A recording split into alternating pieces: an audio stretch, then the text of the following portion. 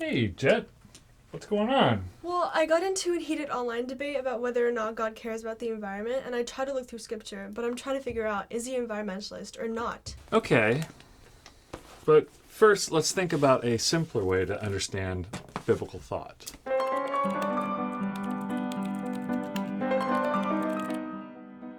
Let's talk about that question you asked.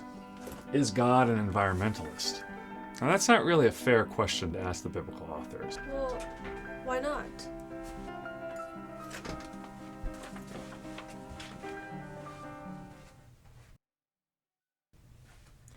Hey, you coming?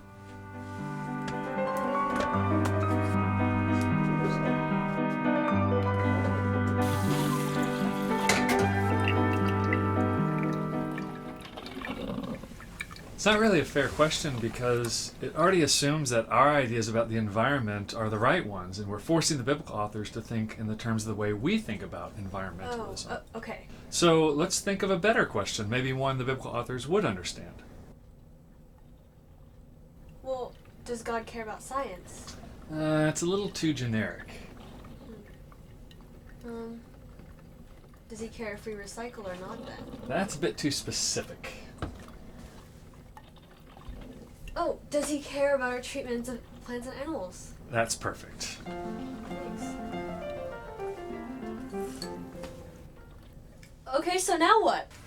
Hey, you coming? Now, all we have to do is read through the entire Bible with your big question in mind and see what each text has to say. Wait, what? That's a bit much for a simple answer to a question.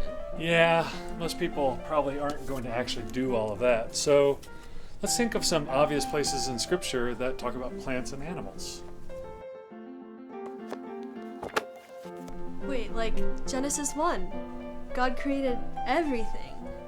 Yeah, he did, but let's not forget that he also destroyed everything in a flood at some point, too.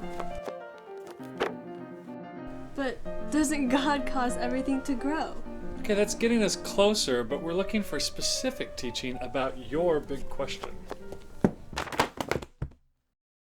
Okay, so let's start with our big question. How should we treat plants and animals? Of course, God has a very strong relationship with plants and animals in Scripture. I mean, he's the one who plants and waters the garden himself. He forms both animals and humans from the dirt with the breath of life in them. Of course, he wipes out humans and plants and animals in the flood, but then he also makes a covenant with both humans and animals together after Noah. We get pictures of this relationship in the lion and the lamb laying down in the new heavens and new earth, and of course, God is the good shepherd. So God seems to care about plants and animals. But should we? And if you search an online Bible, you can find even more. Take, for example, Paul. When he cites Deuteronomy 25 about pastors, he's referring to an animal that should be allowed to eat while it works, because that's being kind to the animal.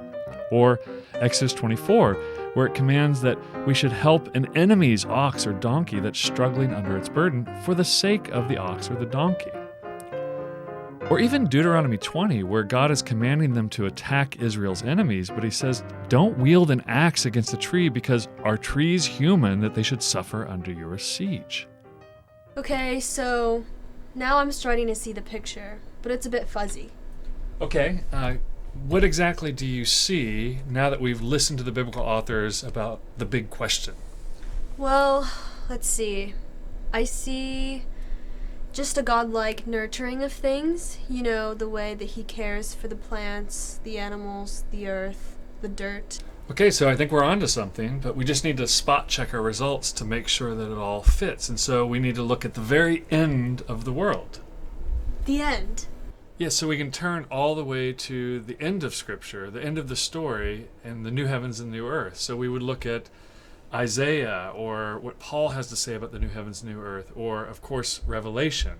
And we'd see that there's an ecological recovery of the earth in the end, so that plants and animals and trees are always figured into the promises of God. Oh, okay, so we're done now. Well, Jet, how would you answer your question now? Does God care about how we treat plants and animals? Well, it seems obvious that he does, right? Yes, but we can go deeper.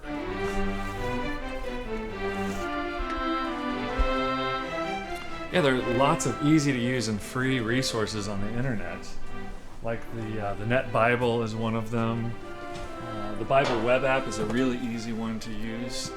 The Bible Project has a ton of explainer videos, and of course, the Biblical Mind magazine, we have lots of essays and podcasts that explain some of these ideas going on in Scripture.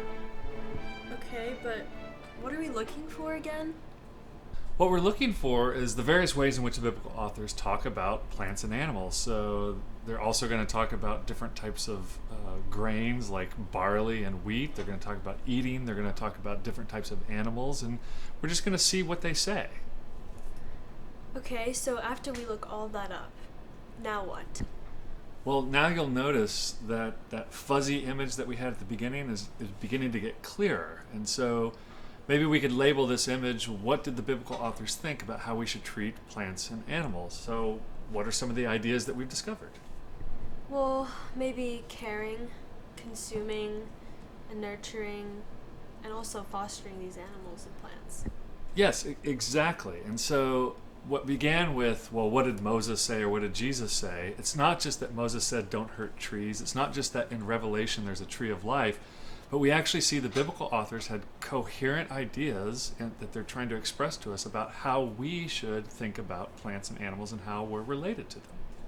Well, what about the passages in scriptures that don't line up with that?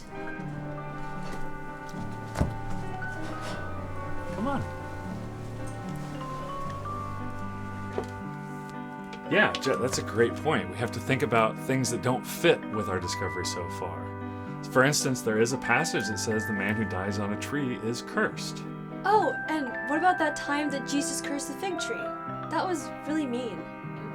Yeah, you're getting it. You're asking the exact right kinds of questions. And so we just have to test these things.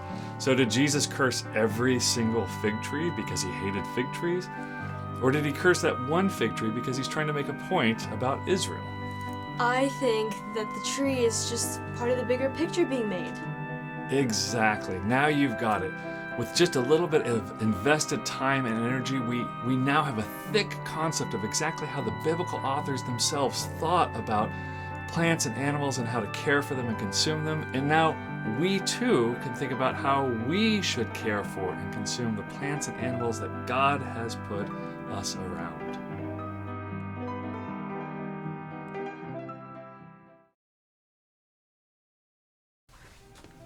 Thanks, Dr. Johnson. That was so helpful.